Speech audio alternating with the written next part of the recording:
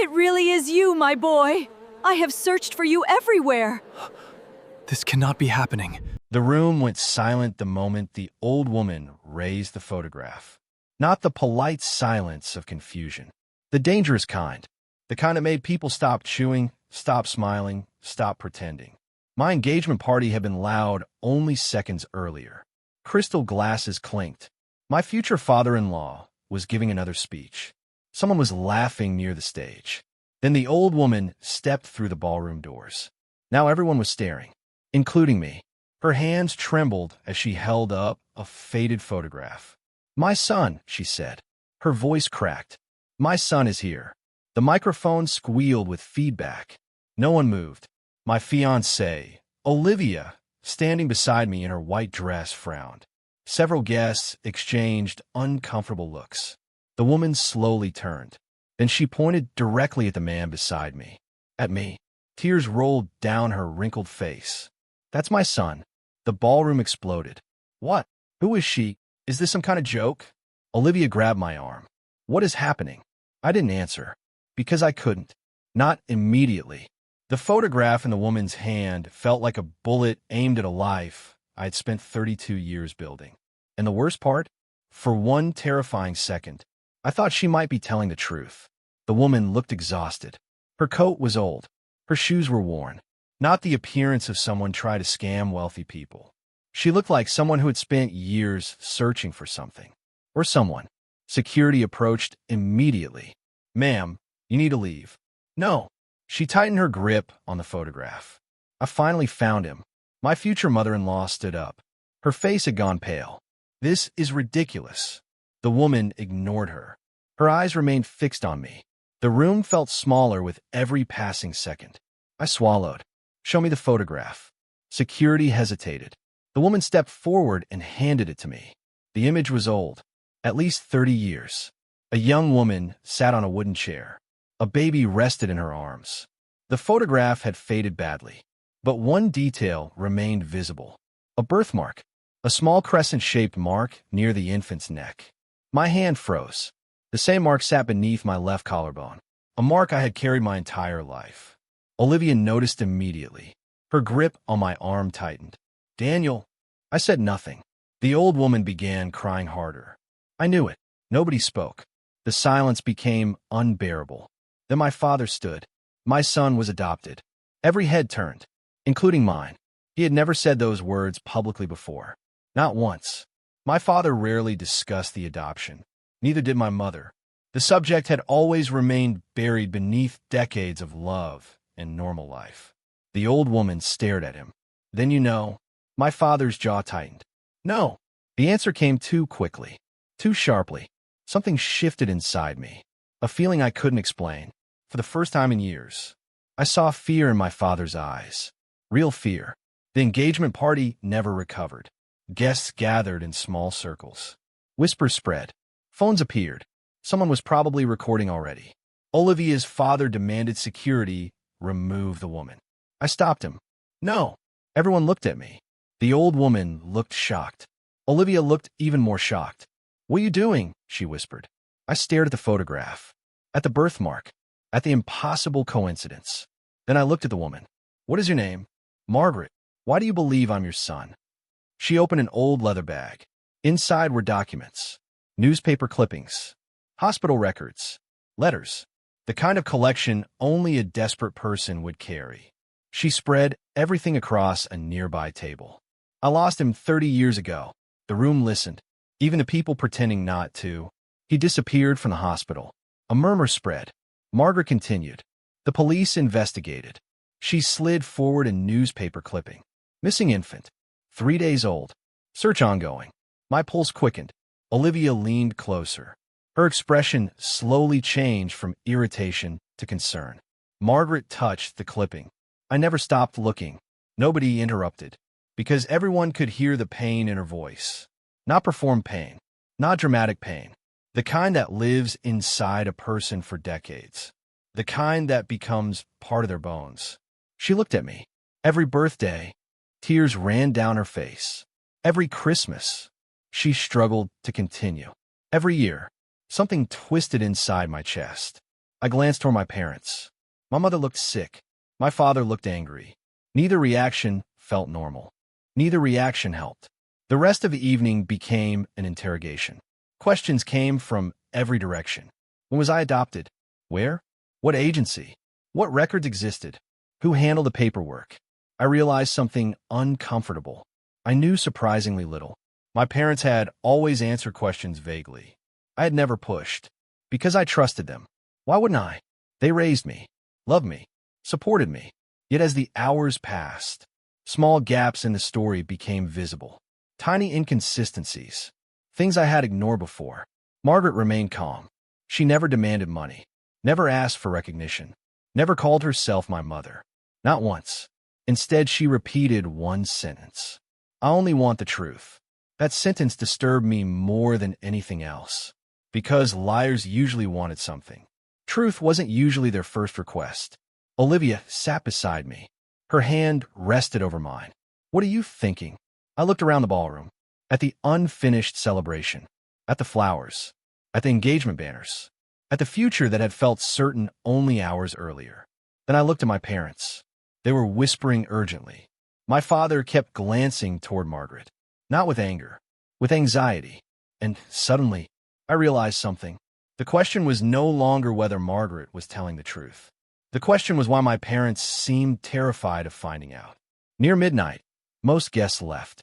The ballroom felt abandoned. Only close family remained. Along with Margaret, my father finally lost patience. This has gone far enough. He stood abruptly. You've disrupted enough lives. Margaret lowered her eyes. I know how this looks. You don't know anything. I know what I lost. The words landed heavily. My father froze. The room became tense again. Then Olivia surprised everyone, including me. Daniel deserves answers. My father stared at her. My future father-in-law looked horrified. Olivia didn't back down. He's the one living this. For a moment, I loved her more than ever. Then my mother began crying. Real crying. Not polite tears. The kind that came from panic. My stomach sank. Mom. She looked away. I had never seen her avoid eye contact before. Not once in my life. Fear spread through me. A terrible possibility formed. Not that Margaret was lying, but that she wasn't. The investigation started the next morning. I started it. Not Margaret. Not Olivia. Me. The choice shocked everyone, especially my family. My father spent years teaching me loyalty, responsibility, trust. Now I was questioning the foundation of our family, and he hated it. We met in his study. The atmosphere felt colder than any argument we'd ever had. You don't owe her anything. His voice remained controlled. I owe myself the truth. You already have the truth. No. The answer surprised even me. No, I don't. My father stood. I raised you. I know. I loved you. I know. His face tightened. Then why are you doing this? Because something wasn't right. Because fear had replaced certainty. Because every instinct I possessed was screaming that important pieces were missing. But most importantly, because of the look in my mother's eyes. That look haunted me. A guilty look. Not a fearful one. A guilty one. I left without answering. DNA testing required several days. Several agonizing days. During that time, everything changed. News spread. Social media discovered the story. People took sides. Some defended my parents. Others supported Margaret.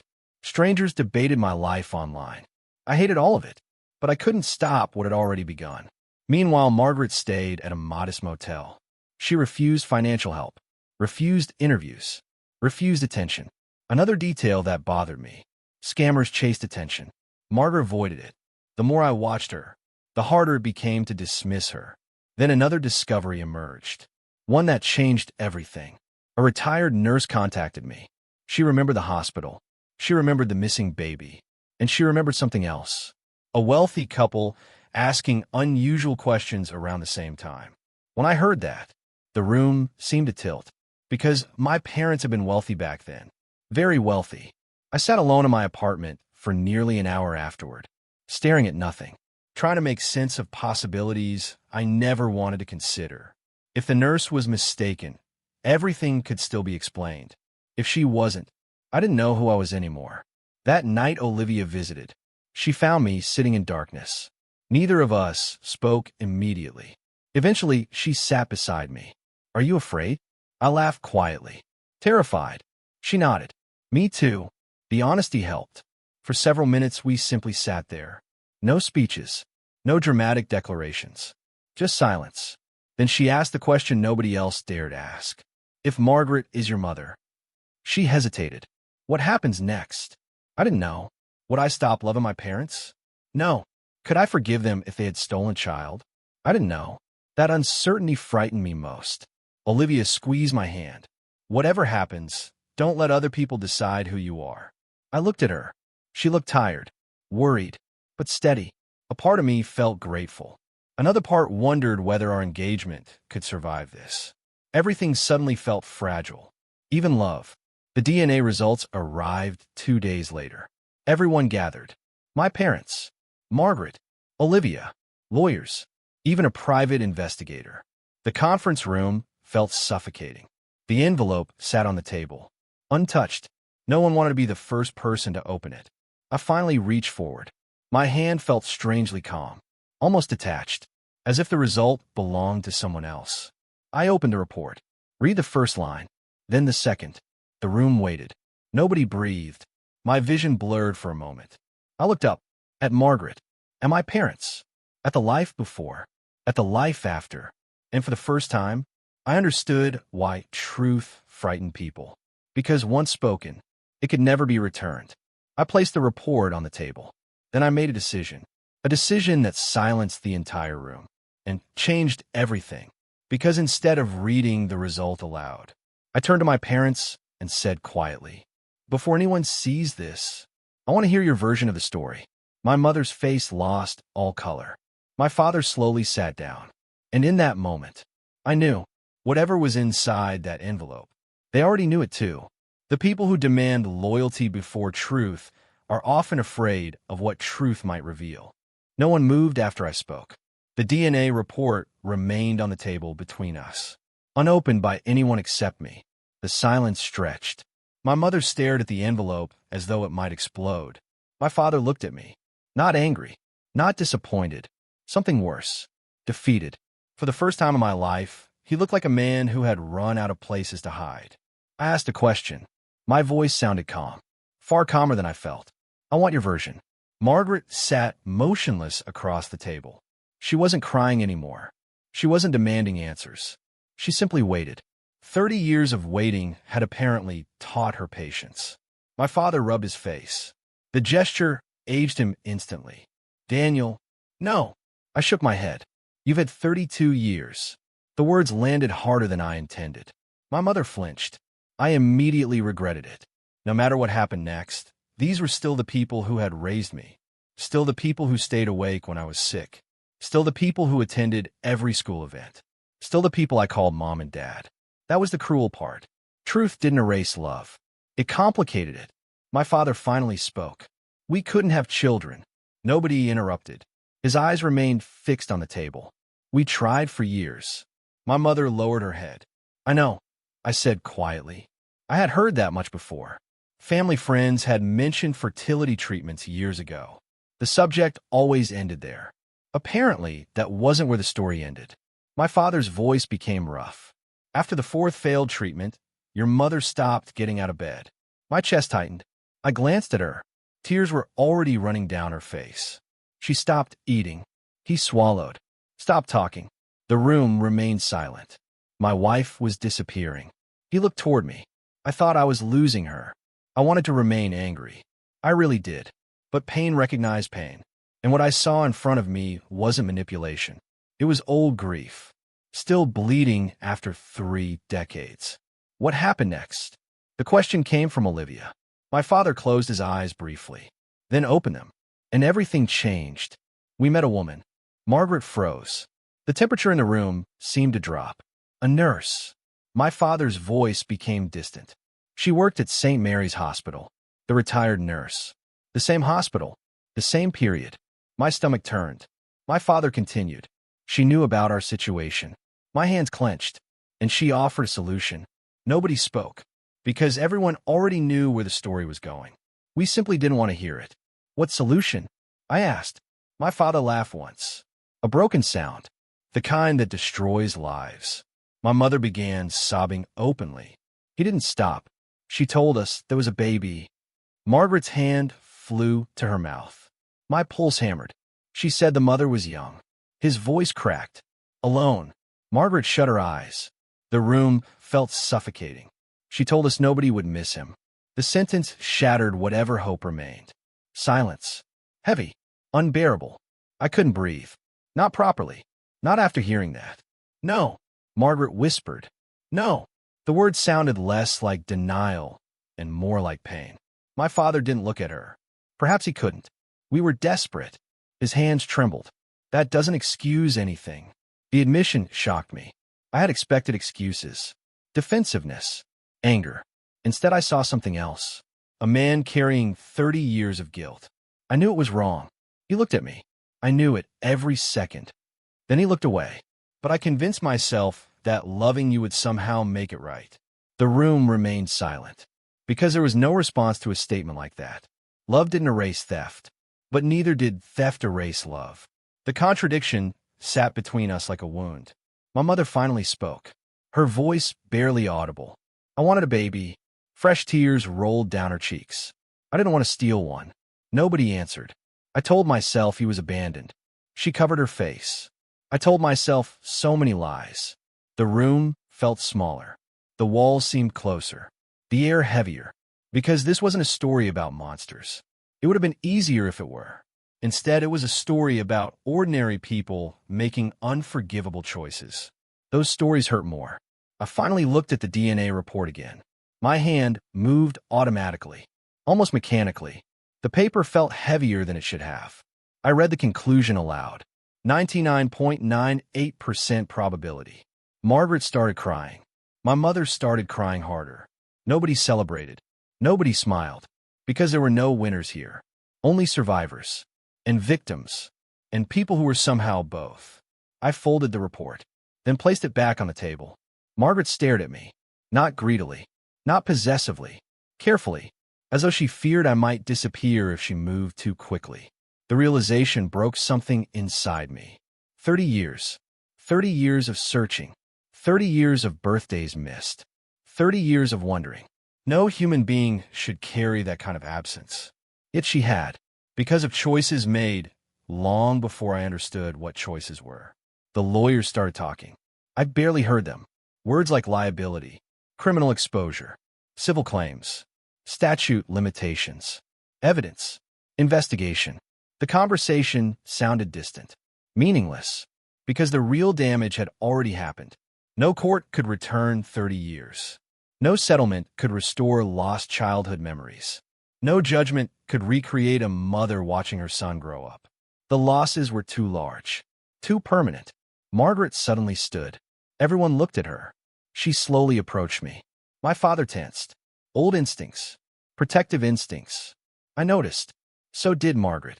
For a moment, sadness crossed her face. Then she smiled. A tiny smile. The kind that belonged to someone trying not to cry. You don't owe me anything. The room froze. I stared at her. What? Her voice trembled. You don't owe me your love. The words hit harder than any accusation. You don't owe me your loyalty. Tears filled her eyes. You don't even owe me forgiveness. Silence. Then she gently touched the photograph. The faded one. The photograph that started everything. I only wanted to know you were alive. Nobody spoke. Nobody could. Because dignity is difficult to argue against. And grief is difficult to manipulate. At that moment, every doubt I had about Margaret disappeared. Whatever happened next, she was my mother. Not because of DNA, because of that sentence. The media frenzy exploded before sunset. Someone leaked the DNA result. Someone leaked the investigation. Someone leaked everything. News vans appeared outside my apartment. Outside my parents' house. Outside Margaret's motel. Social media turned the story into entertainment. People chose sides. Team Margaret. Team adoptive parents. Team Daniel. Complete strangers debated morality while eating lunch. I hated every second of it. The story no longer belonged to us. The internet had claimed ownership. And the internet was hungry. The board of my company requested an emergency meeting. I almost laughed when the message arrived. Of course they did. Scandal frightened investors. Investors frightened executives. Executives frightened board members. The chain reaction was predictable. By evening, I sat inside a conference room surrounded by people pretending concern. The chairman cleared his throat. "We're worried." I stared at him. "About me?" He hesitated. "About public perception." There it was. The truth, always hiding beneath polished language. I nodded. At least he was honest. "What exactly are you asking?" Another board member spoke. "A temporary leave of absence may reduce media attention." I nearly smiled. Not because it was funny, because it was expected. Every institution eventually protected itself, even before protecting people. Especially before protecting people. I looked around the room. Many faces avoided eye contact. Cowards. Most crises reveal character. This one certainly did. "I won't resign." The chairman nodded quickly. "No one is asking that." Not yet. But they would. Eventually. I could already see it. That night Olivia arrived carrying takeout food. Neither of us felt hungry. We ate anyway. Normal actions felt important. Necessary. A reminder that life continued. Even after foundations cracked. She watched me quietly. Finally she asked, "What happens now?" The question followed me everywhere. Friends asked. Lawyers asked. Journalists asked. I still didn't know. Because there wasn't a map for situations like this. No handbook. No instructions. Just consequences. One after another. I don't know. The honesty felt exhausting. Olivia nodded. Then surprised me. "Your father called." I looked up. "What did he want?" Her expression changed. "He asked me not to leave you." The word struck unexpectedly. I looked away. A lump formed in my throat. Despite everything, he was still worried about me. Still trying to protect me. Still acting like a father. The contradiction hurt. Because villains are easy. Parents are complicated. 3 days later, my mother requested to see me alone. I almost refused. Almost. But not quite. We met at a small cafe. Private. Quiet. Empty except for a few customers. She looked exhausted. Years older than she had a week earlier. Neither of us spoke immediately. Finally, she reached into her purse. Then placed something on the table. A stack of notebooks. Old notebooks. Worn notebooks. I frowned. "What are these?" Her eyes filled with tears. "Yours." Confusion spread through me. She pushed them forward. I wrote in them. I opened the first notebook. Then froze. The date. 31 years ago. I turned another page. Then another. Then another. Every page contained entries. Daily entries. About me. My first smile. My first fever. My first word. My first day of school. Everything. Thousands of pages. Years of pages. Decades. My throat tightened. I couldn't speak. My mother finally whispered, "I knew someday you'd hate me." The sentence shattered me. I hoped if that day came. She pointed at the notebooks. "You'd know I loved you." Tears blur my vision. Not because she was innocent. She wasn't. Not because she deserved forgiveness. I didn't know if she did. But because pain was sitting across from me. Real pain. Human pain. And I no longer knew where to place my anger. That night, I read until dawn. Notebook after notebook. Year after year. Love filled every page. So did guilt. Tiny references appeared occasionally. One sentence here. One sentence there. Never direct. Never explicit. But present. As if she had spent decades confessing without allowing herself to fully confess. Near sunrise, I found an entry. A short one. Much shorter than the others. I read it 3 times. Then 4. Then 5. Because suddenly everything changed again. The entry read, "If the nurse ever talks, everything ends." I sat upright. My pulse accelerated. The nurse. The same nurse. The woman who arranged everything. The woman whose role remained suspiciously unclear. A cold feeling spread through me. Because one question suddenly mattered more than any other. What if my parents hadn't been the only guilty people? And what if the nurse hadn't acted alone? I stared at the page, realizing the story wasn't over. Not even close. Somewhere inside the past, another secret was waiting. And for the first time since the engagement party, I felt something stronger than grief. Suspicion. Every act of rescue teaches someone they never need to save themselves. I didn't sleep. The notebook remained open on my desk. The sentence stared back at me. If the nurse ever talks, everything ends. Simple. Short. Terrifying. I read it again. Then again. 30 years of secrets often collapse because of one careless sentence. This felt like one of those sentences. Outside my apartment window, dawn slowly pushed darkness away. Inside, my world felt darker than ever. Because until that moment, I had believed I understood the shape of the truth. A desperate couple, a missing child, a grieving mother, a terrible decision. It was ugly, but understandable. Now something else had appeared. Something hidden. Something that didn't fit. And once a story stops fitting together, you have to ask why. By mid-morning, I was sitting across from investigator Samuel Reed. He had spent 25 years in law enforcement before becoming a private investigator. He wasn't dramatic, wasn't charismatic, didn't talk like television detectives, which was exactly why I trusted him. People who chase attention usually miss details. Samuel noticed details. I handed him the notebook. He read the sentence, then looked up. You think there's more? I know there's more. He nodded slowly. I agree. That answer surprised me. You do? Samuel leaned back. The timeline has always bothered me. I frowned. What timeline? He slid a folder across the table. Inside were copies of hospital records, police reports, witness statements, investigation notes, documents I had already seen, or thought I had. Samuel opened one page. This nurse. He tapped the paper. Nancy Porter. I recognized the name immediately. The nurse who allegedly connected my parents to the hospital.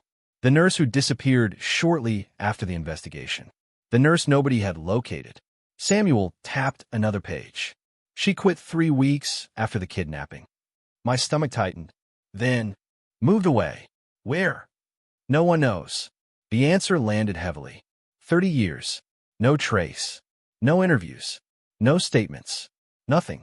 Almost as though someone had wanted her gone, or paid for her to disappear. Samuel wasn't finished. He opened another file. This is where things become strange. I stared at him. His expression hardened. The police investigated multiple hospital employees. My pulse quickened. Multiple. Yes. He pushed forward another report. A report I had never seen. Not once. A second nurse had been questioned. Not Nancy. Someone else. A woman named Evelyn Wu. I scanned the document. Then froze. A witness statement. A strange statement. One sentence stood out. The baby wasn't taken randomly. My heart skipped. What does that mean? Samuel shook his head. Nobody knows. The room felt colder. Because random crimes are terrifying. But targeted crimes? Those are worse. Much worse. Someone had selected me. Specifically me. Why? By afternoon, I found myself standing outside Margaret's motel. The media remained parked nearby. Reporters waited like vultures. Cameras. Microphones. Speculation. None of them cared about truth. Truth took too long. Drama was faster. I slipped inside through a side entrance. Margaret answered the door herself. She looked surprised, then immediately worried. What's wrong? Interesting. Not hello. Not good afternoon. What's wrong? A mother's instinct. Even after 30 years. I entered quietly, then showed her the report. The witness statement. The notebook entry. Margaret read everything twice, then lowered the papers. Her face had gone pale. What are you thinking? She sat down slowly. For a long moment, she didn't answer. Then she whispered, I think someone lied to all of us.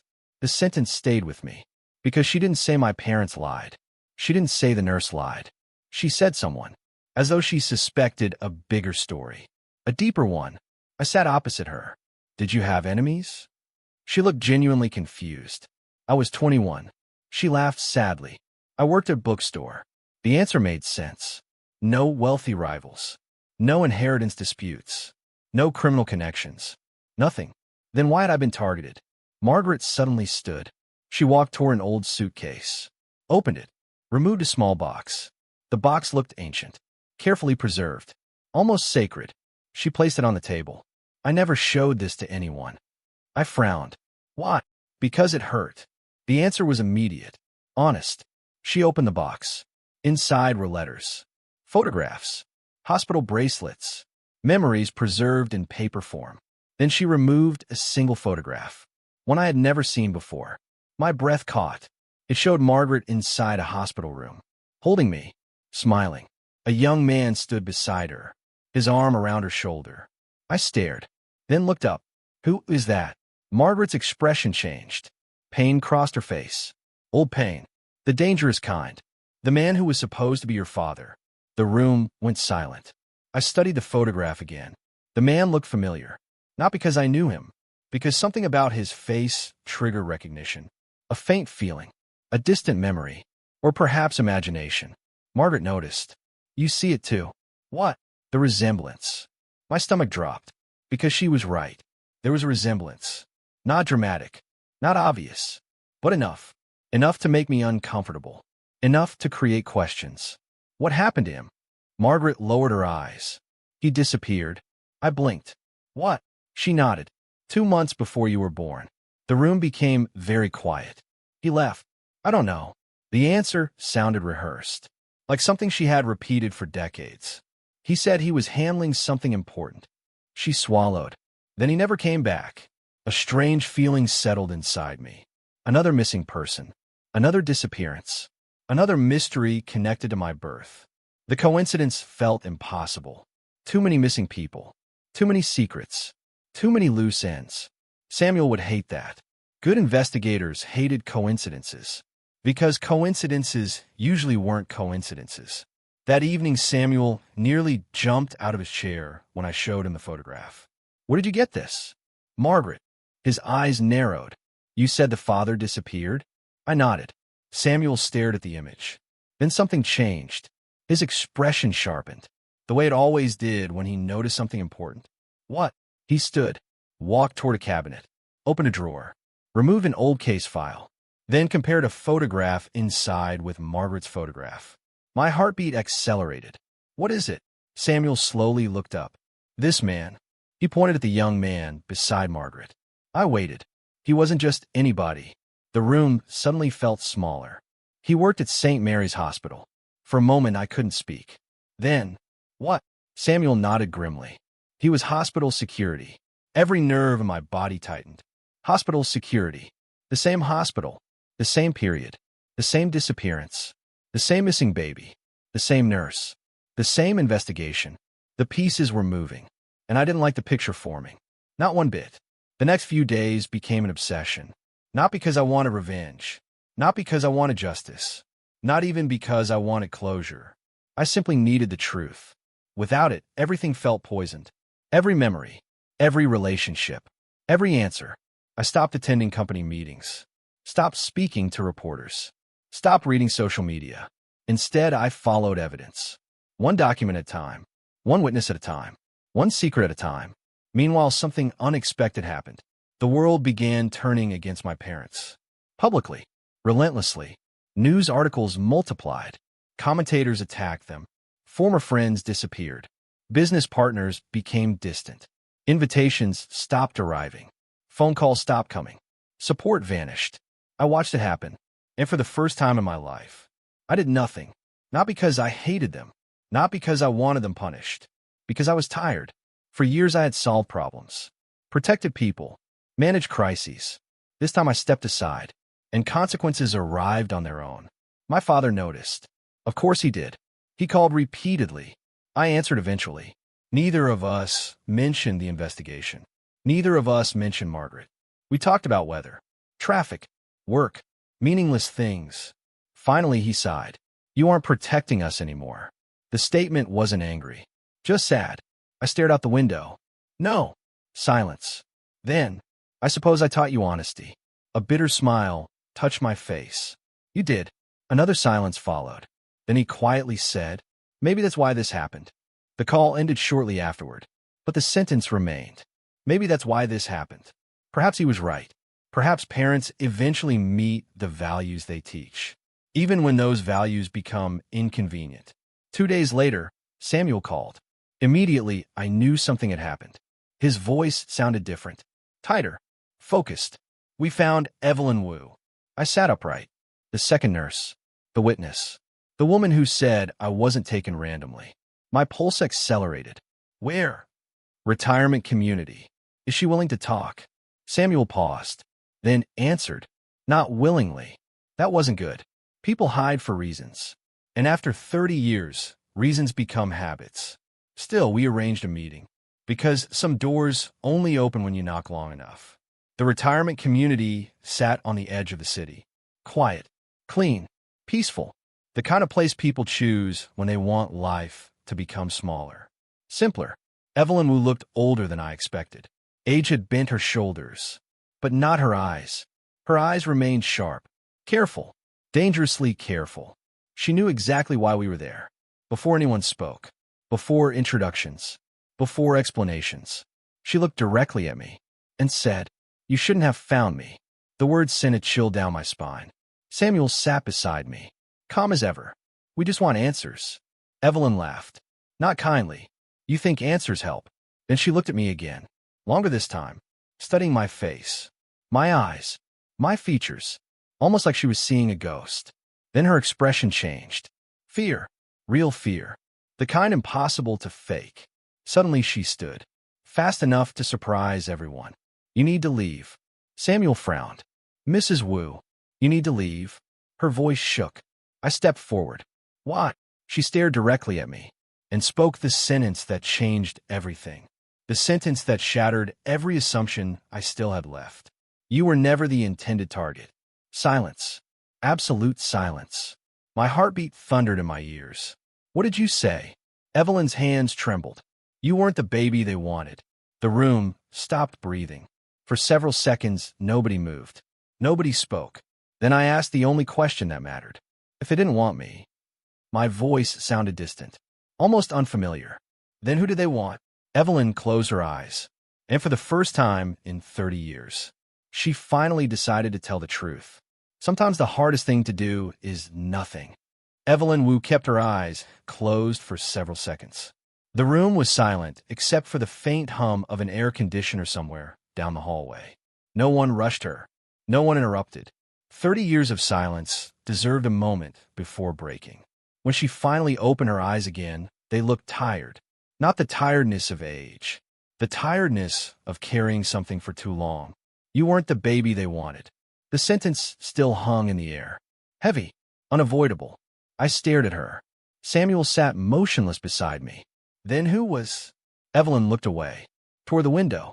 Toward the gardens outside. Anywhere except at me. "The chairman's grandson." My mind went blank. For a moment, I genuinely thought I had misheard her. "The what?" "The chairman's grandson."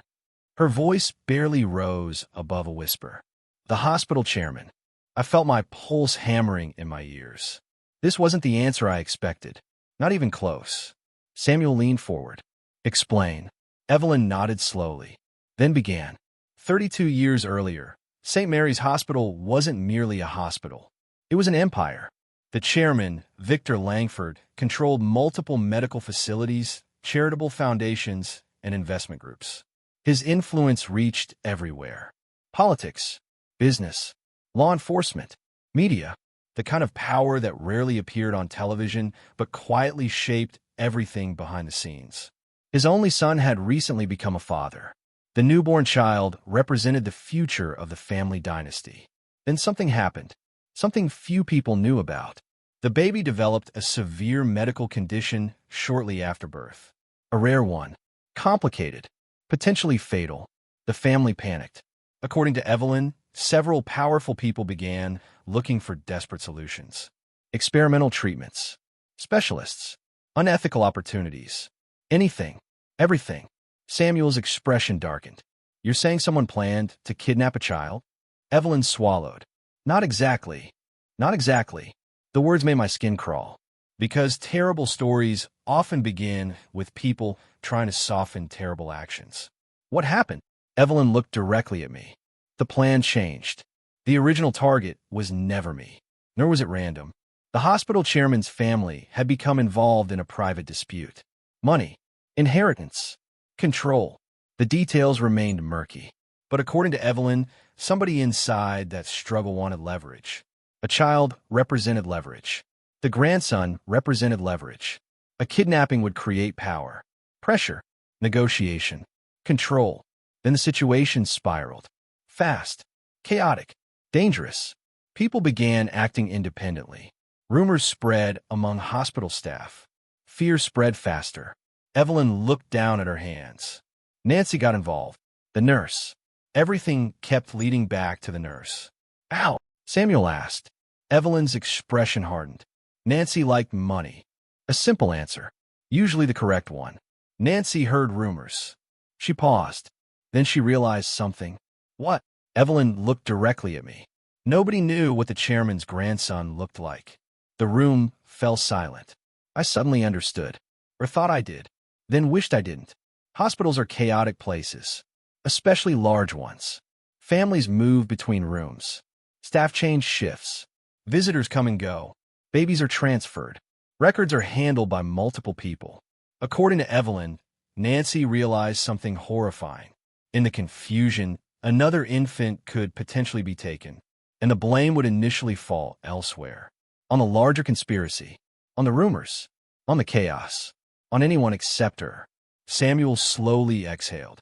So, she took advantage. Evelyn nodded. Yes. My stomach twisted. Margaret's suffering. My parents' crime. 30 years of consequences. All because one woman saw opportunity. The simplicity made it worse. Sometimes people expect evil to be dramatic, complicated, grand. Most of the time, it's simply selfish. Why me? The question escaped before I could stop it. Evelyn looked genuinely sad. I don't know. That answer hurt more than certainty, because it meant there might never be a reason. No destiny, no special significance, no larger purpose. Just chance. A random decision. A random baby. A random life stolen. Human beings like meaning. Randomness feels cruel. Maybe because it is. Samuel wasn't finished. Where's Nancy now? Evelyn's face changed instantly. Fear returned. Strong enough that even I noticed. She looked toward the door. Then toward the hallway. Then back at us. The reaction told me everything. She knew something. Or suspected something. Nancy disappeared. We know. No. Her voice sharpened. You don't. The room became tense. What do you mean? Evelyn swallowed. Then answered quietly. Nancy didn't disappear. A chill ran through me. What happened? Evelyn looked away. She died. Silence. Absolute silence. Samuel leaned forward. Ow! Another pause. Then, officially, neither of us liked that word. Officially. It usually meant there was an unofficial version. Evelyn continued. Car accident. Samuel immediately asked. And unofficially? Evelyn didn't answer. Not immediately. When she finally spoke, her voice was barely audible. Some people believed she was silenced. The room felt colder. Much colder. By the time we left the retirement community, nothing felt simple anymore. The story had become larger. Messier. More dangerous. Not because someone might come after me. That thought barely crossed my mind. No. What frightened me was something else. The realization that truth doesn't arrive all at once. It arrives in fragments. And every fragment forces you to reevaluate the last one. I sat in the passenger seat while Samuel drove. Neither of us spoke for several minutes. Finally, he broke the silence. You okay? I laughed. A short, humorless laugh. No. He nodded. Reasonable answer. Because how exactly should someone feel after learning they were stolen because a corrupt nurse exploited another criminal scheme? There wasn't an emotion for that. At least not one I knew. The media storm intensified again. This time because someone leaked Evelyn's statement. I never discovered who. Perhaps a lawyer. Perhaps a reporter. Perhaps someone inside the investigation. The result was the same. News exploded. Headlines multiplied. Commentators demanded accountability. Talk shows discussed the case. Podcasts dissected every detail. And suddenly attention shifted. Away from Margaret. Away from me. Toward St. Mary's Hospital. Toward the people who had hidden things. Toward Victor Langford, the chairman. The man whose family had unknowingly become part of the tragedy. Consequences were moving. And they were moving fast. 3 days later, I received an invitation. Not from a journalist. Not from a lawyer. From Victor Langford himself. The chairman wanted to meet. Privately. Samuel hated the idea immediately. Olivia hated it too. Margaret looked concerned. I went anyway. Not because I trusted him, because I wanted answers. And sometimes answers only appear when people become uncomfortable. Victor Langford lived exactly the way powerful men are expected to live. Large estate, private security, perfect landscaping, expensive silence. Everything looked controlled, curated, managed. The illusion cracked the moment I met him. He looked exhausted, older than photographs suggested. Not weak, but tired. The kind of tiredness that money can't fix. He dismissed security, then gestured toward a chair. Thank you for coming. I sat. Neither of us smiled. Neither of us pretended this was normal. Finally he spoke. I didn't know. The sentence came immediately. No introduction. No strategy. No performance. Just those 3 words. I studied him carefully. People lie. Faces often help. His expression remained steady. Painful. Open. I believe you. His eyes widened slightly. The answer surprised him. Most people don't. Most people aren't sitting here. Silence. Then something unexpected happened. Victor laughed softly. The sound carried no amusement, only fatigue. For nearly 2 hours we talked. About the hospital. About the rumors. About the investigation. About Nancy Porter. About power. About mistakes. About responsibility. Victor answered every question. Some answers helped. Others didn't. But one detail stood out.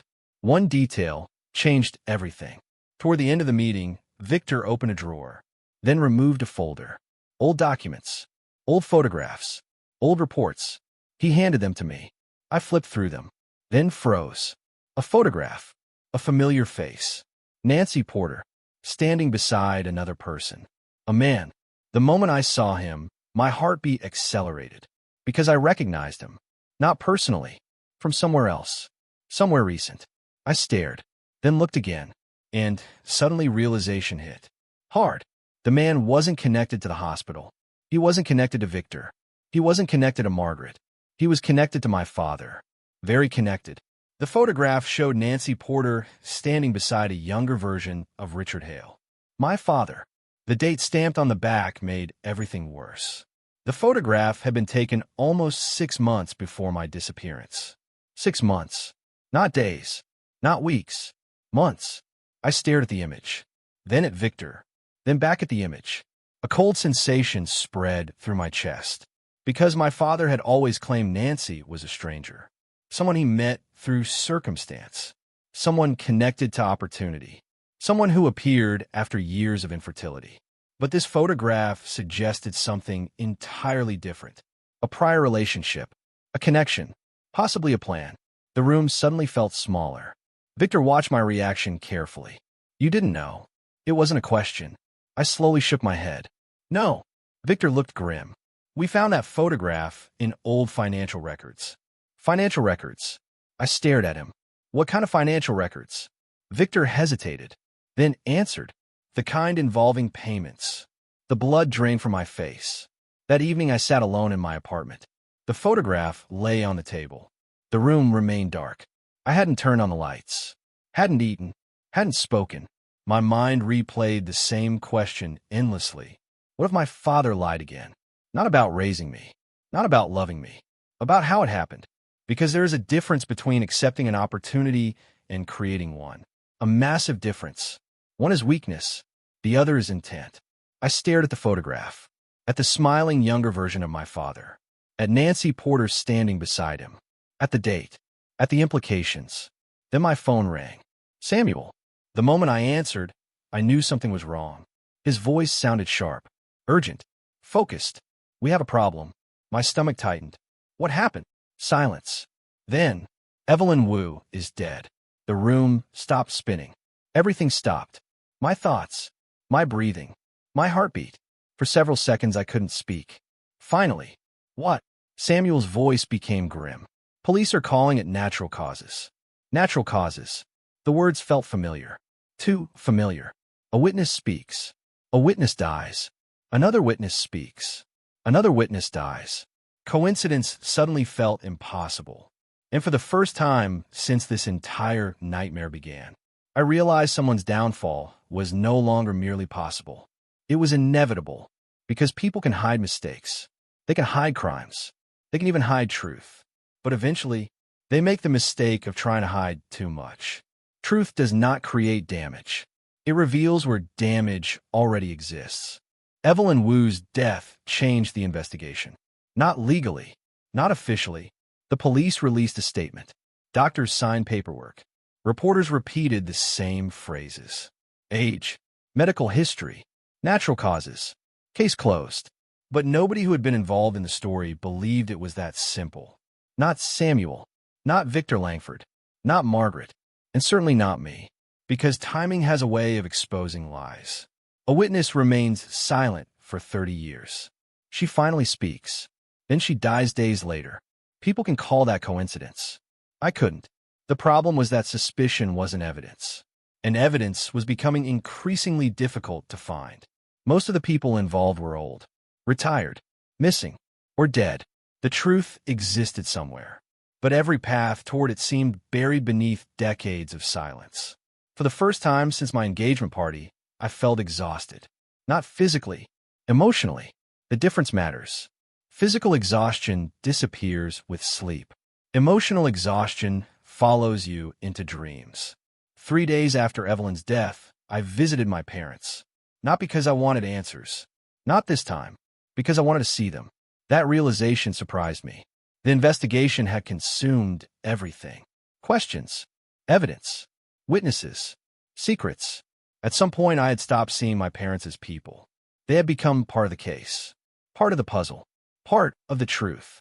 I hated that, because whatever they had done, they were still human beings, still flawed, still frightened, still aging, still carrying consequences.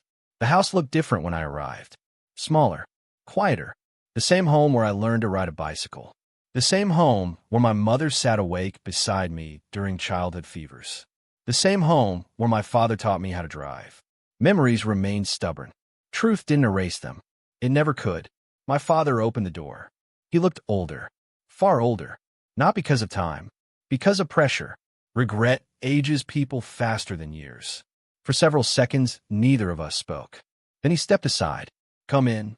The words felt strangely formal, as though we were strangers pretending not to be. I entered.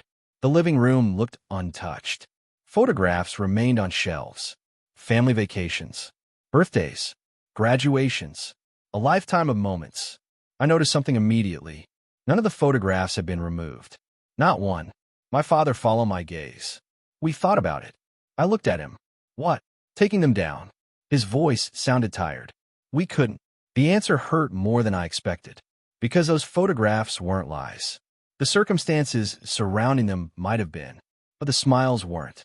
The memories weren't. The love wasn't. Life rarely separates neatly into truth and falsehood. Most of the time, it becomes tangled. Messy. Human. My mother appeared from the kitchen. The moment she saw me, her eyes filled with tears. I braced myself. Instead of apologizing, instead of defending herself, instead of explaining, she simply asked, "Have you eaten?" I almost laughed. The question felt absurd and familiar. For a moment, I was 16 again, coming home late, pretending I wasn't hungry, watching her ignore the lie. Something tightened in my chest. No, she nodded. I made soup. Of course she had.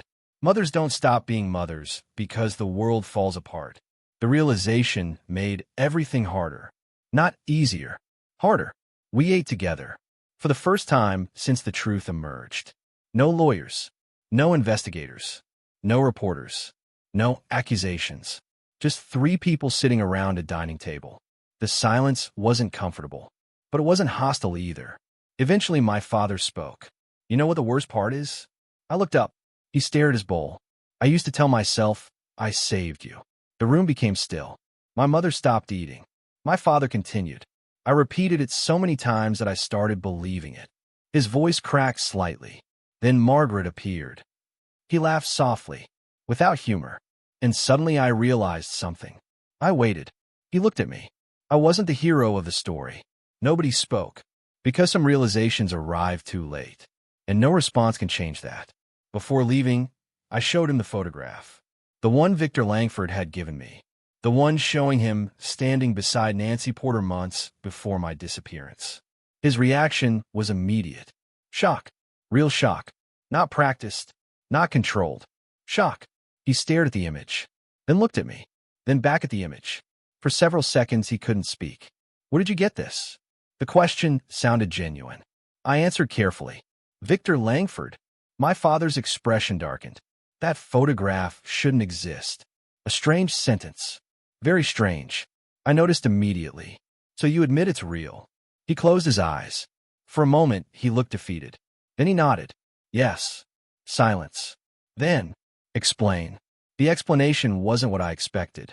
Years earlier, before the kidnapping, my parents had participated in a fertility support program sponsored by a St. Mary's hospital.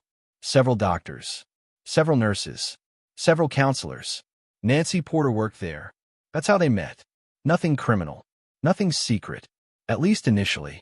My father described support groups, counseling sessions, medical consultations. The photograph came from a charity event, a public event. Nothing unusual. Nothing suspicious. I listened carefully. Every answer felt reasonable. Perhaps too reasonable. When he finished, I asked the question that mattered. Did you pay her?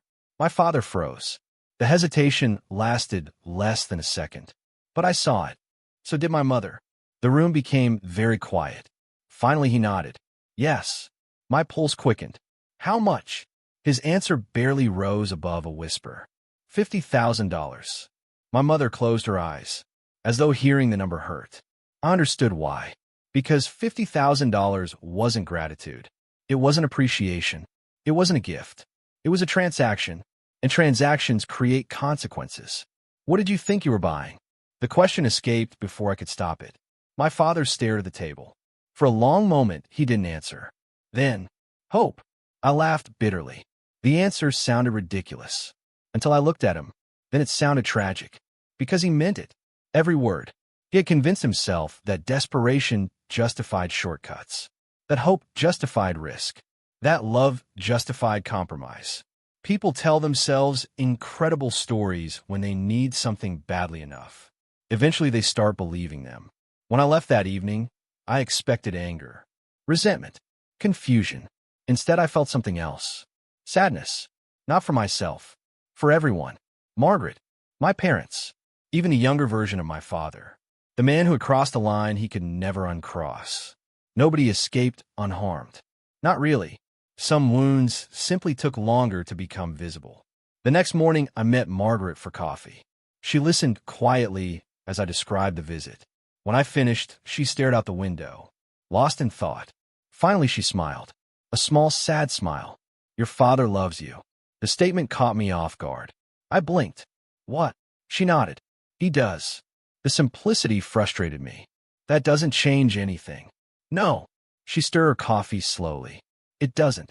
Then she looked at me. But pretending it doesn't exist won't help either. I wanted to argue. Instead, I remained silent.